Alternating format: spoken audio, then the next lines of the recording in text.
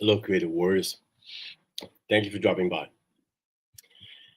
Before we get started, if you like what you're watching and you're getting something from this video, please hit the like button and the notification bell, share, and subscribe. It really helps out the channel, and we're trying to grow it to make it as big as possible, to reach as many people as possible with these messages. So today's message is an interesting one. Let me go back a little bit. I'll tell you what I was going through when I thought about this message. I was watching my kids, the youngest ones. The youngest one is like 13 now. The oldest ones are in their 30s. I am not that young, right? And I'm watching them walk down the street, and I remember when they were tiny, and I would have to hold their hands. I mean, now they walk ahead of me. Now they say I walk too slow. But I used to have to hold their hands as we walked on the sidewalk, and I would carry them or pick them up. And I mean, the boys are all taller than me now, and the girls are getting there too. And I was reminiscing, and I was thinking, I remember when all of these kids were born. I remember when they were so tiny. I remember when they'd depend on me for every single thing. And now, of course, I'm out of style and out of fashion, right? Because this is what happens with our parents. But I remember it as it was yesterday. I remember those moments. I remember how they were so small. And now they're bigger, and some are adults now, and starting their own families. And it came to me that forever, the term, the idea, forever, is made up of nows. This is not a new idea, obviously. I am not the creator or the originator of that thought. I'm sure it's been said many times, many ways throughout history. But if we lose the nows, forever just kind of comes in the sense of time just passes without you being aware of it. And it passes whether you want it to or not, time is going to pass, right? So, for example, right now, time is passing. That's just the nature of time. And you really can't do anything to stop that except be here now. And forever for us, when you're young, let's say in your teens, because in your teens is when you think you're immortal. In your teens is when being 40 feels like 100, 200 years from that point. When you're young in your teens, you think forever is so far, far away. And yet, when you get older, I'm less young these days, definitely not in my teens. You get to this point where you realize you don't have forever.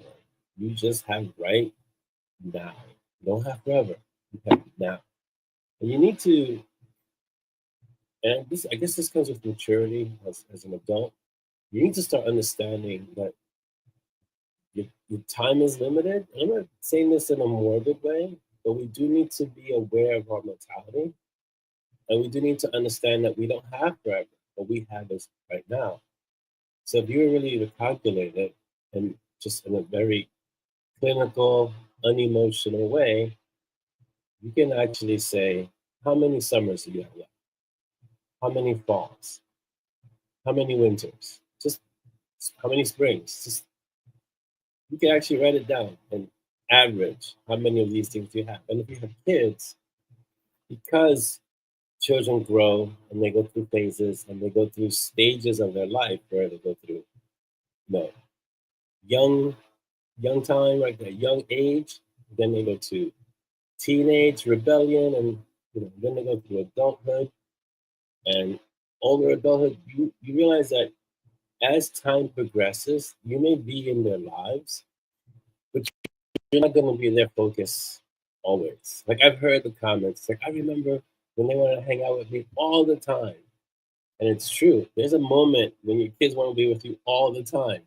And then they have their friends. They get older, they become teenagers, and you're not so cool anymore. So they want to hang out with their friends more. And then they establish relationships and maybe start their own family. But they go away to school. And so that's a big break, right? They're no longer there every day. You don't see them all the time. They're kind of living their own lives, making their own friends, developing relationships without you. And then they start their own families, and then they see you sporadically, maybe on the holidays. So what do? You enjoy the nows. You enjoy the nows when they're children, babies, when they're children, when they're toddlers, when they're teens, when they're young adults, and when they're adults. That forever that you experience is made up of small nows, of little moments of now, now, now. Because before you know it, you'll blink and they'll be adults and they'll have their families and they'll be on their own. Or you'll blink and everyone else has moved on and is doing everything else, is doing other things. And you're like, where did the time go? Where did the time go?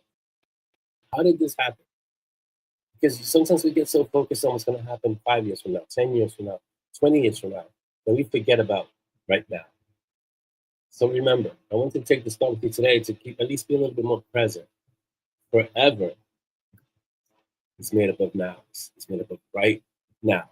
What are you doing right now besides watching me? Which you should be, but even right now, you should be fully present. When you're with someone, you should be fully present. I work on this constantly. So it's not something that I'm perfect at, but it's something that we should constantly keep front of mind. Forever is made up of right now. Above all, be uncommon. Have a great day. Take care. See you next time.